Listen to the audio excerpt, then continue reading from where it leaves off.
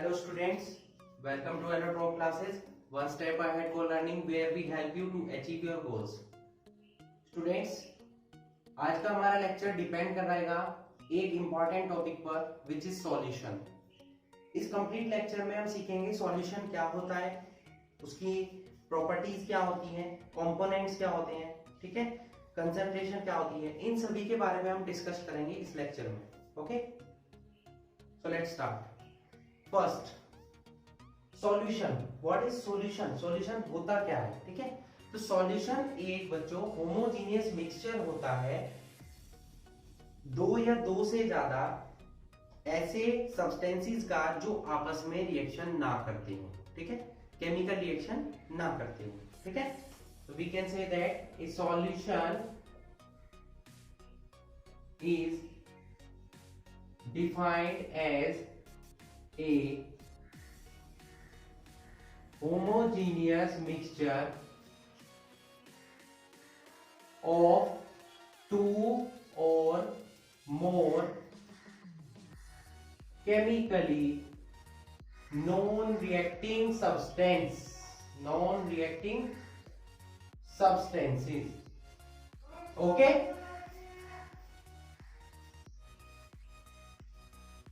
तो सॉल्यूशन क्या है? एक ऐसा होमोजीनियस मिक्सचर है।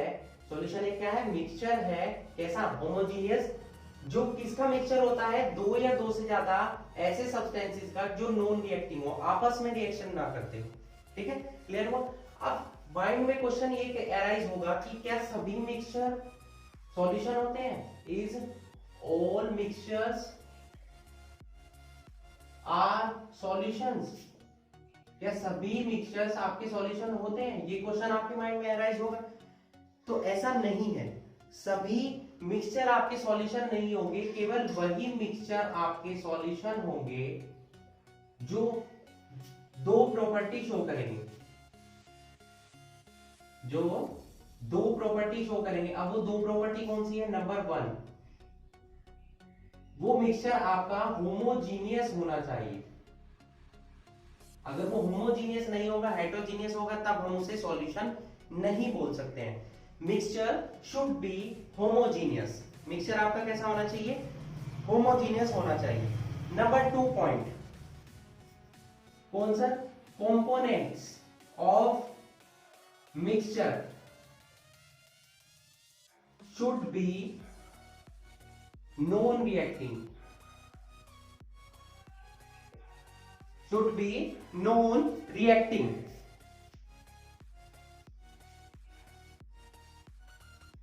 तो सॉल्यूशन को, कोई भी मिक्सचर को आपका सॉल्यूशन प्रॉपर्टी शो करने के लिए दो इंपॉर्टेंट प्रॉपर्टीज शो करनी होगी। नंबर वन, वो होमोजीनियस होना चाहिए मिक्सचर आपका। Mixture should be homogeneous and the components of the mixture should be non reacting. तो अगर कोई भी मिक्सचर आपका ये दो प्रॉपर्टी शो करता है तो उस मिक्सचर को हम बोल सकते हैं कि वो सॉल्यूशन है। ओके,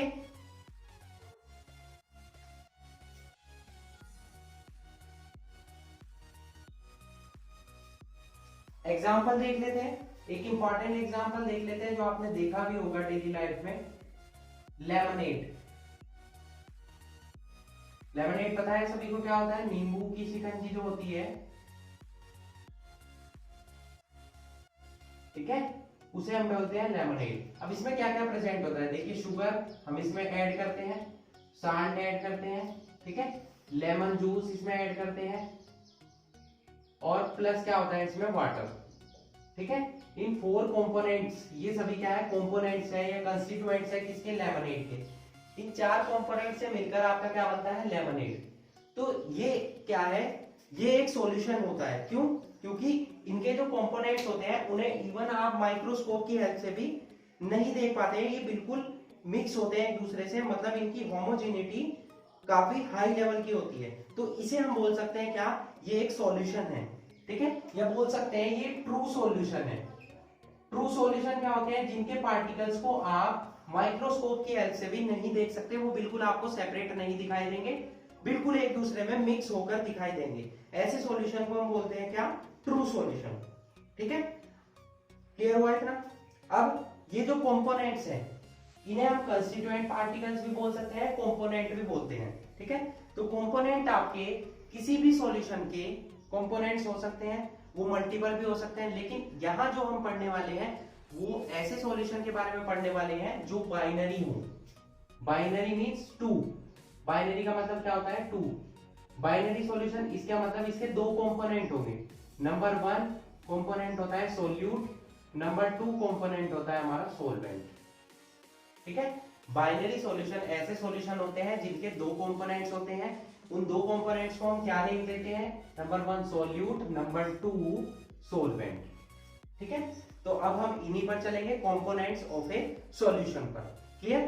तो पहले आप नोट कर लीजिए, नेक्स्ट चलते हैं हम इनके कंपोनेंट्स पर।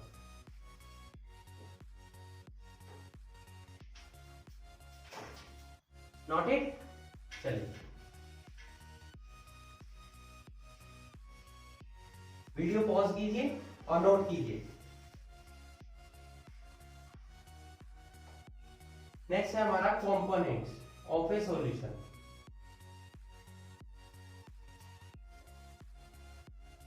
अभी मैंने आपको बताया कि कंपोनेंट्स आपके कितने होंगे, दो, बाइनरी सॉल्यूशन के। बाइनरी सॉल्यूशन अगर आपका है, इस चैप्टर में हम बाइनरी सॉल्यूशन के बारे में डिस्कस करने वाले हैं। तो बाइनरी सॉल्यूशन में दो कंपोनेंट होते हैं, नंबर वन सोल्यूट और नंबर टू सॉल्वेंट, ठीक है। अब ये सोल्यूट क्या होता है, ये सॉल्वेंट क्या होता है, ठीक है। तो जो कंपोनेंट आपका डिसोल्व होता है, डिसोल्व्ड कंपोनेंट, या बोल सकते हैं जिसकी अमाउंट हमारी क्या हो, स्मॉल हो, स्मॉल अमाउंट, वो हमारा क्या होता है, सोल्यूट। डिसोल्व्ड कंपोनेंट क्या होता है हमारा, सोल्यूट, ओके। और सॉल्वेंट क्या होता है, सॉल्वेंट वो मीडियम है जिसमें सॉल्यूट डिसोल्व होता है, मीडियम इन विच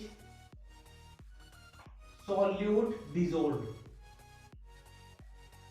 और इसकी अमाउंट क्या हो जाएगी, लार्ज अमाउंट। जो लार्ज अमाउंट में प्रेजेंट हो वो हमारा क्या होता है, सॉल्वेंट। जो स्मॉल अमाउंट में प्रेजेंट हो वो हमारा क्या होता है, solute.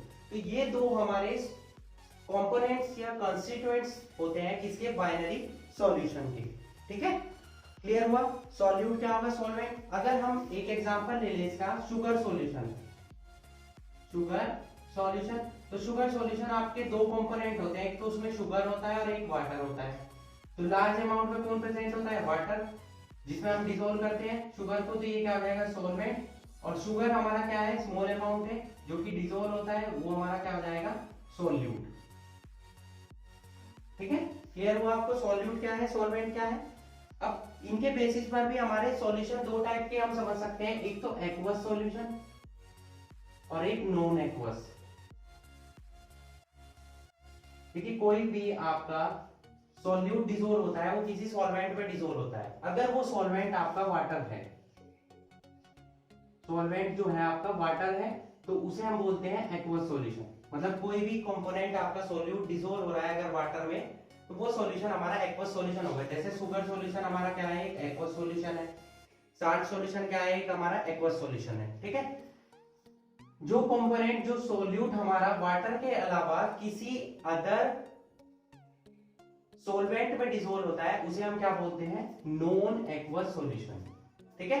Other solvent, other solvent, ये अदर सॉल्वेंट क्या होते हैं, जैसे कि हमारे सॉल्यूशन है कुछ जो सॉल्वेंट का वर्क करते हैं, जैसे कि बेंजीन, ठीक है। ये आगे पढ़ेंगे आप क्लासेस में, अभी आपको नेम याद रखना है बस। बेंजीन है और कार्बन टेट्राक्लोराइड है, एसीटोन, ईथर, अभी आपको केवल नेम याद रखने हैं इनके, ठीक है। Alcohol etcetera. तो अगर ये सभी आपके एज अ सॉल्वेंट यूज हो रहे हो तो वो सॉल्यूशन आपका नॉन एक्वस सॉल्यूशन होगा। अगर वाटर आपका यूज हो रहा हो एज अ सॉल्वेंट तो वो आपका एक्वस सॉल्यूशन होगा, ओके। क्लियर हुआ? अब चलते हैं हम नेक्स्ट पार्ट पर, टाइप्स ऑफ सॉल्यूशन पर। तो आप नोट कर लीजिए, नेक्स्ट चलते हैं हम टाइप्स ऑफ सॉल्यूशन पर।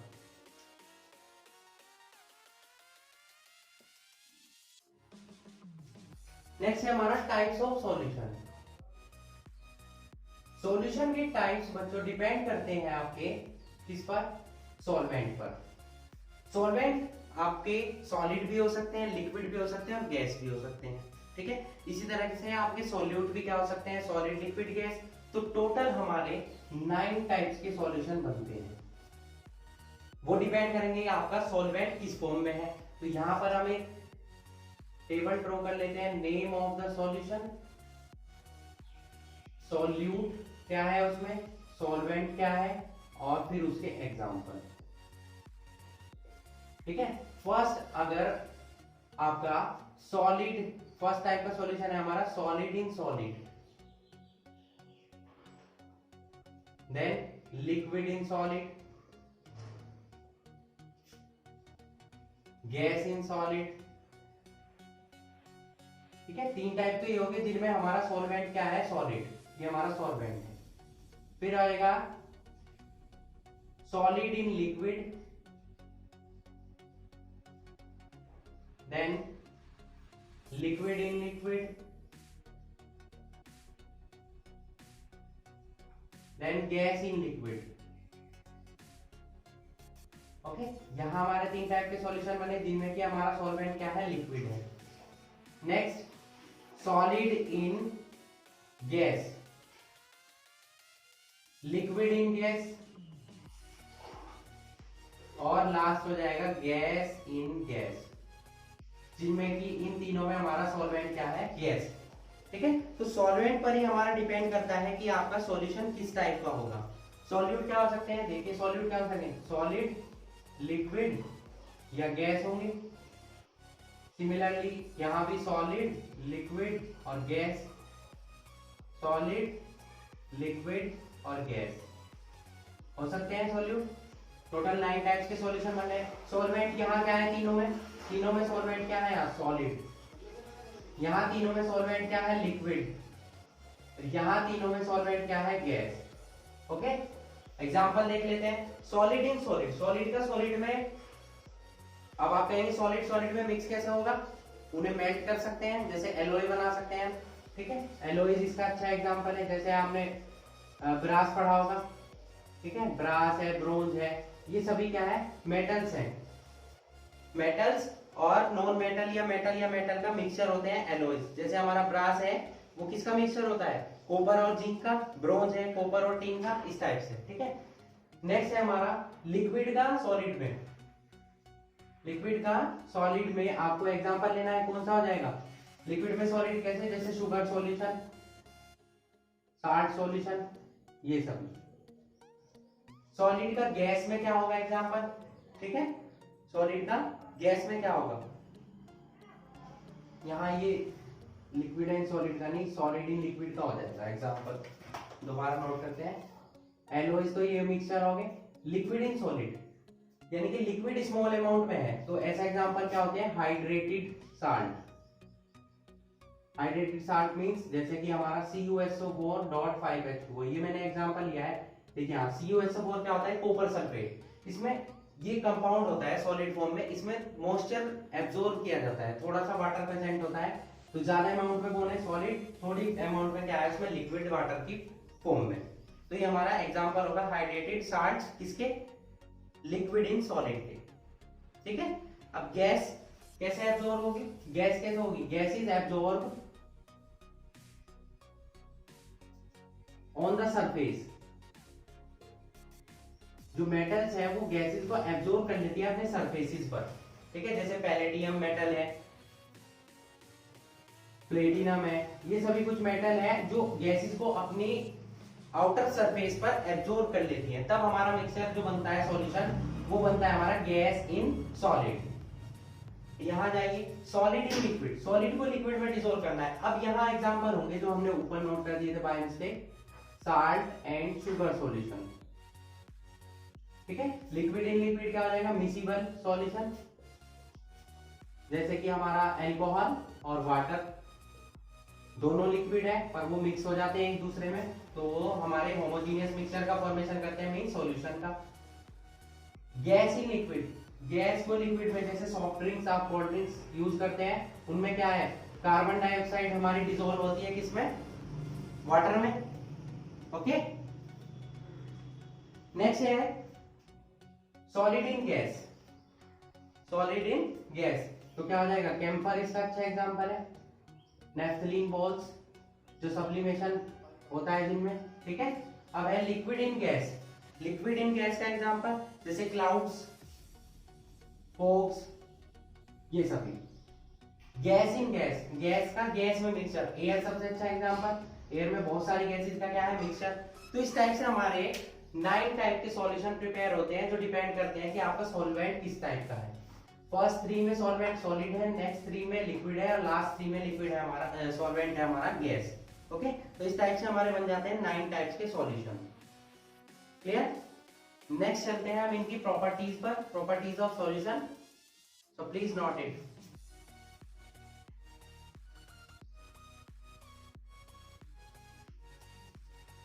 नेक्स्ट चलते हैं प्रॉपर्टीज ऑफ सॉल्यूशन पर।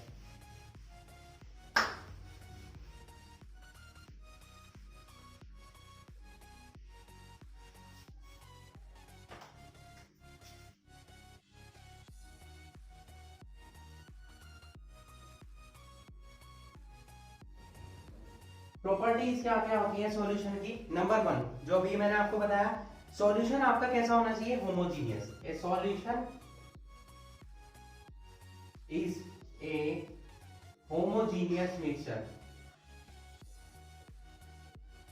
नंबर 2 क्या हो जाएगा, कंपोनेंट्स क्या होने चाहिए, non reacting. Components of solution are non reacting, ठीक है। Number 3 solution is stable. Solution आपका क्या होता है, स्टेबल होता है।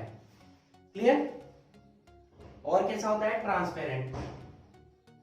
Solution is transparent in nature, चाहे वो कलर में हो या नॉन कलर में हो, ठीक है। मिक्स कलर हो सकता है तो वो बिल्कुल साफ दिखाई देगा, बिल्कुल मिक्स दिखाई देगा। जैसे कॉपर सल्फेट जो मैंने अभी आपको बताया CuSO4, वो ब्लू कलर का होता है, तो जब हम उसे वाटर में डिसॉल्व करते हैं तो ब्लू कलर का सॉल्यूशन बनता है, बस हम उसके आर पार देख सकते हैं, ट्रांसपेरेंट होता है वो, ठीक है। नेक्स्ट जो साइज होता है पार्टिकल्स का, size of particles is very small. काफी स्मॉल होते हैं, उनका डायमीटर बहुत ही कम होता है, इवन कितना होता है, अप्रोक्सीमेट 1 नैनोमीटर, यानी कि 1 को आप 10⁹ से डिवाइड करेंगे, इतना कम साइज होता है। तो ये कुछ इंपॉर्टेंट प्रॉपर्टीज थी हमारी सॉल्यूशन की जो हमने डिस्कस की है। नेक्स्ट हम चलते हैं एक इंपॉर्टेंट टर्म्स पर। कुछ इंपॉर्टेंट टर्म्स है जो सॉल्यूशन से रिलेटेड होती हैं, उनके बारे में हम पढ़ने वाले हैं, ठीक है।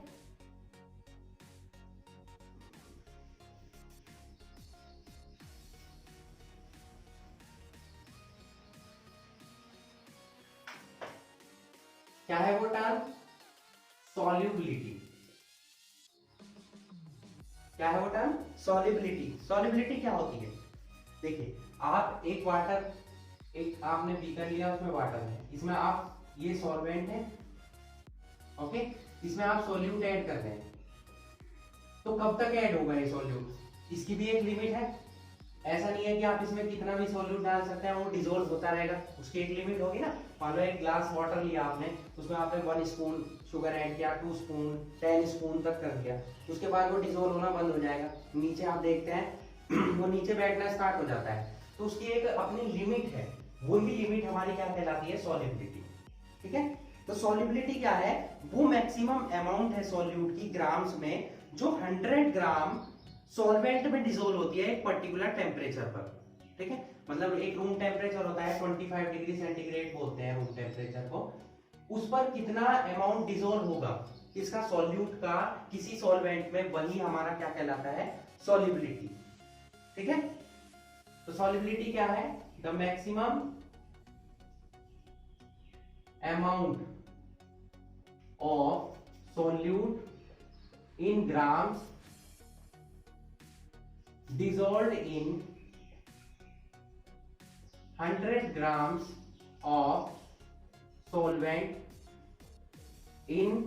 at a particular temperature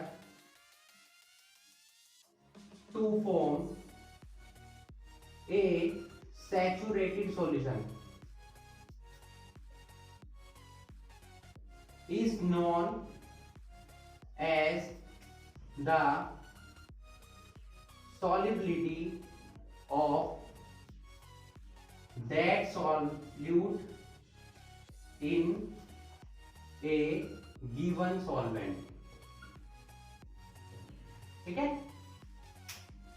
वो मैक्सिमम अमाउंट सॉल्यूट की ग्राम्स में जो 100 ग्राम सॉल्वेंट में डिसॉल्व हो जाती है एक पर्टिकुलर टेम्परेचर पर, मतलब हम उसका टेम्परेचर ना इंक्रीज करें ना डिक्रीज करें, जो नॉर्मल टेम्परेचर है उस पर वो डिसॉल्व हो जाए और एक सैचुरेटेड सॉल्यूशन बनाए। सैचुरेटेड सॉल्यूशन क्या होता है वो अभी हम आगे एक्सप्लेन करेंगे आपको। तो उसको हम क्या बोलते हैं, solubility of solute in that solvent. ठीक है, अब ये सॉल्युबिलिटी हमारी टेम्परेचर अगर हम इंक्रीज करते हैं तो ये इंक्रीज हो जाती है, टेम्परेचर इंक्रीज करने पर इंक्रीज हो जाती है। ठीक है, और गैसेस की जो सॉल्युबिलिटी है वो टेम्परेचर को डिक्रीज करने पर इंक्रीज होती है। गैसेस में हमारी टेम्परेचर को हम क्या करते हैं, डिक्रीज करते हैं तो इंक्रीज होगी, और प्रेशर को अगर हम इंक्रीज करते हैं तो इंक्रीज होगी। एरो का मतलब होता है इंक्रीज डिक्रीज, ऊपर की तरफ इंक्रीज नीचे की तरफ डिक्रीज। तो टेम्परेचर को अगर आप इंक्रीज करते हैं, ये सॉलिड्स की बात होगी। ठीक है, तो क्या होगा, टेम्परेचर इंक्रीज करेंगे, जैसे एक ग्लास शुगर वाटर लिया आपने, उसमें 1 स्पून शुगर दी, गर्म कर देंगे तो जल्दी डिसॉल्व हो जाती है। मतलब टेम्परेचर सॉल्युबिलिटी क्या है, डिसॉल्वेशन है, किसी चीज में घुलना। टेम्परेचर को आप इंक्रीज कर रहे हैं तो वो जल्दी घुल जाता है। तो टेम्परेचर इंक्रीज करने पर सॉल्युबिलिटी क्या हुई, सॉलिड की इंक्रीज, गैसेस की क्या हुई, डिक्रीज। क्यों, गैसेस के पार्टिकल्स वैसे ही बहुत सेपरेट है तो वो घुल नहीं पाते इजीली, और आप उनको टेम्परेचर इंक्रीज कर रहे हैं तो वो और सेपरेट हो जाएंगे, तो वो और डिसॉल्व नहीं होंगे। तो ये कब डिसॉल्व होते हैं, जब हम प्रेशर इंक्रीज करते हैं, यानी कि इनको कंप्रेस दबा देते हैं तो वो घुल जाते हैं उसमें। ठीक है, तो ये हमारी टर्म थी सॉल्युबिलिटी। क्लियर हुई आपको? अब चलते हैं हम नेक्स्ट टर्म पर, concentration of A solution. Not it,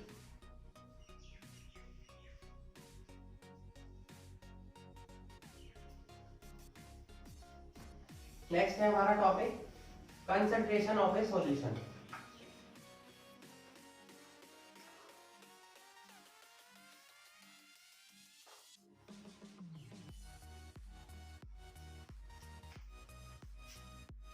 concentration of A solution.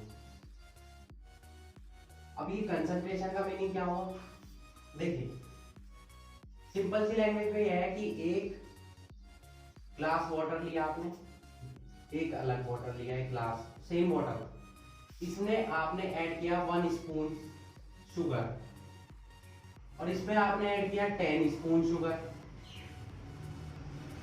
ठीक है, तो दोनों में क्या डिफरेंस, कुछ तो डिफरेंस होगा। ये आपको थोड़ा सा क्या लगेगा, थिक लगेगा, पतला लगेगा, ये थोड़ा सा आपको गाढ़ा लगेगा। ठीक है, तो यही हमारा क्या है, कंसंट्रेशन है। कि कंसंट्रेशन का मतलब होता है कि कोई आपका लिक्विड कितना पतला है, कोई लिक्विड आपका कितना गाढ़ा है, ये डिपेंड करता है उसकी कंसंट्रेशन पर। यानी कि और कंसंट्रेशन डिपेंड किस पर करती है, अमाउंट ऑफ सॉल्यूट पर, जो उस सॉल्यूशन में क्या हो, डिसॉल्व हो। ठीक है, अमाउंट ऑफ, ये कंसंट्रेशन किस पर डिपेंड करती है, amount of solute in solution, कितना सॉल्यूट है। अब इसके बेसिस पर आपके 3 टाइप के सॉल्यूशन बनते हैं, एक तो डाइल्यूट, एक कंसंट्रेटेड। ठीक है, मेन तो यही होते हैं दोनों, और एक बनता है सैचुरेटेड, जो सैचुरेशन पर डिपेंड करता है। अभी मैंने आपको वर्ड पढ़ाया था एक सैचुरेशन।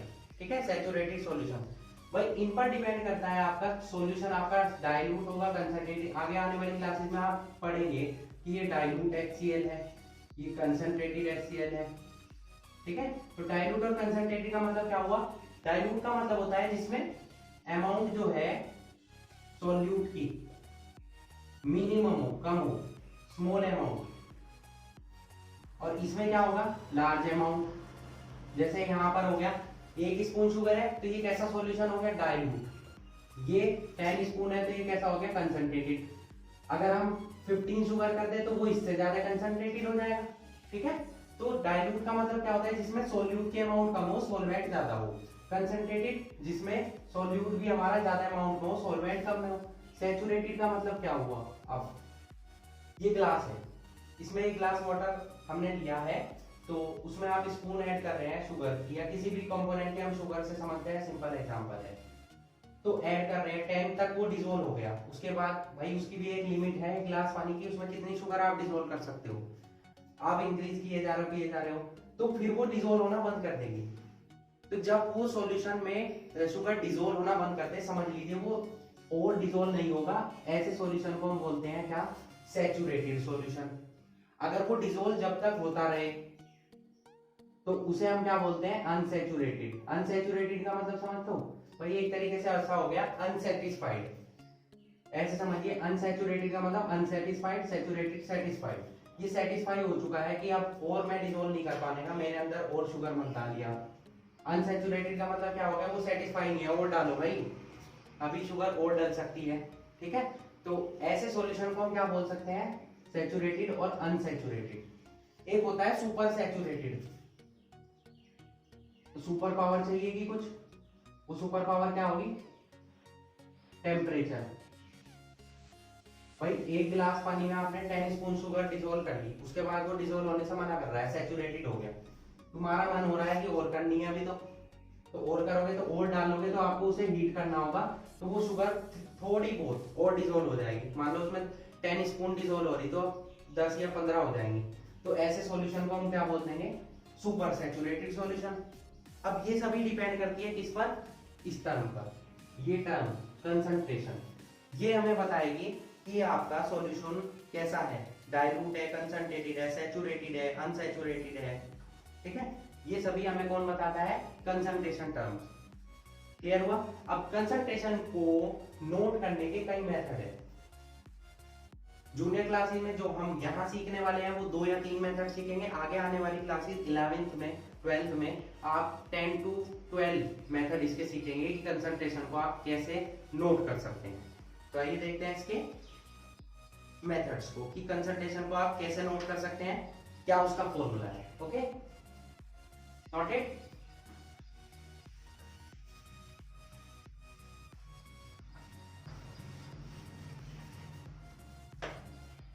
कंसंट्रेशन का जो फॉर्मूला होता है, सॉल्यूशन की होती है कंसंट्रेशन। तो भाई कंसंट्रेशन ऑफ सॉल्यूशन क्या हो सकती है, मैंने अभी बताया कितनी अमाउंट आप सोल्यूट की उसमें डिसोल्व कर रहे हैं, किसमें, सॉल्वेंट में। तो क्या आ जाएगा, अमाउंट ऑफ सोल्यूट, किसमें, अमाउंट ऑफ सॉल्यूशन में भी हो सकती है और सॉल्वेंट में भी हो सकती है, अलग अलग टर्म्स हो सकती है।